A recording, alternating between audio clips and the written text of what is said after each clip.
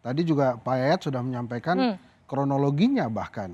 Jadi sebetulnya pertanyaannya adalah negara ada di mana selama ini sampai kemudian begitu deponya meledak terjadi perdebatan bahkan antar menteri di negara ini gitu kan, antara Pak Luhut dan Pak Erik. Tapi mungkin yang jadi pertanyaan dari Pak Joni gini, itu kan bukan tanah DKI jelas. Kenapa kemudian Pak Anies ketika itu menandatangani fakta integritas untuk hak kepemilikan lahan yang bukan haknya?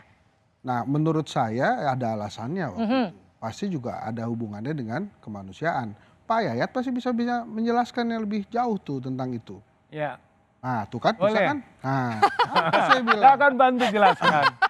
Boleh? Boleh. Nah, pertama begini, IMB ini ingat ya, IMB syaratnya harus ada sertifikat.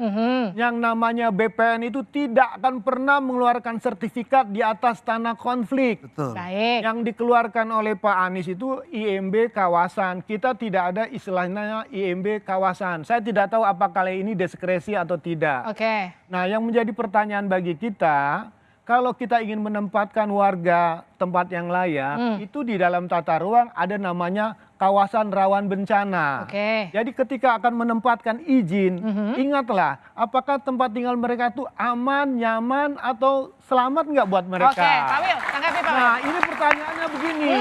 Atas dasar kemanusiaan, kadang-kadang kita terlalu berbaik hati ketika menempatkan orang, Anda itu mohon maaf ya, kalau di tata ruang tuh ada zona merah, zona kuning, zona hijau, seperti di Gunung Merapi lah. Artinya gini, atas dasar kemanusiaan Anies Baswedan tidak mengutamakan keselamatan, begitu menurut Anda? Bukan, persoalannya begini. Kadang-kadang pertimbangannya existing ya, tempat udah ada terbangun. Ya kadang atas dasar kemanusiaan, akhirnya orang dengan rela, ya saya kasih. Kemudian yang kedua, pertimbangan dari Pak Jokowi atas nama status ketidakjelasan. Ini kan ada dua persoalan yang bergantung. Saya setuju. Di mana negara hadir ketika konflik tanah berlarut, kemudian masyarakat butuh tempat tinggal, butuh rumah, tidak difasilitasi. Oke, Pak Wil, kenapa Anies yang disalahkan tapi?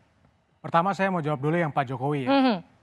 Apa yang dilakukan Pak Jokowi dengan memberikan KTP dan kartu keluarga itu suatu hal yang menurut saya benar. Kenapa?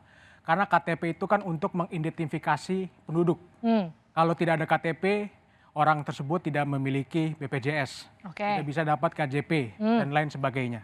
Tapi apa yang dilakukan oleh Pak Anies dengan memberikan izin mendirikan bangunan, itu semacam memberikan sinyal kepada masyarakat bahwa lahan yang Anda tinggali hari ini, itu lahan Anda dan Anda bisa miliki dan itu adalah hak Anda untuk memiliki. Nah ini adalah kebiasaan Pak Anies dengan memberikan janji yang menurut saya manis tetapi tidak bisa dilaksanakan. Dan bahkan pada hari ini menjerumuskan dan membahayakan. Seharusnya Pak Anies ketika datang ke Tanah Pelumpang, dia mengatakan bahwa harusnya Bapak Ibu semua, ayo kita sama-sama pindah di tanah ini, karena tanah ini adalah buffer zone dari Pertamina.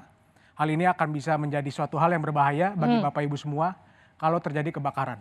Seharusnya Pak Anies melakukan edukasi politik, bukan membuat suatu janji manis yang membahayakan. Oke, Pak Iqbal. Ya, karena tadi sudah dijelaskan bahwa sebenarnya Pertamina pun juga bukan pemilik tanah itu. Kenapa harusnya selalu rakyat yang dikorbankan? Ya. Tadi Pak Erik sudah benar, harusnya Pertamina yang pindah, bukan kata Pak Luhut, harusnya rakyat yang pindah. Karena mereka sudah turun-temurun di sana. Kalau pabrik depo, itu tentu saja mereka punya lahan sendiri. Dan jadi jangan sampai gara-gara kepentingan seolah-olah rakyat itu selalu disalahkan. Selalu dirugikan. Dan Pak Anies berpihak kepada rakyat. Itulah menunjukkan bahwa sebenarnya atas nama kemanusiaan. Dan itu tentu saja benar. Kenapa? Karena juga bukan punya tanah Pertamina. Pertamina juga hanya hak guna bangunan. Jadi sungguhnya apa yang dilakukan itu adalah sama-sama atas nama kemanusiaan.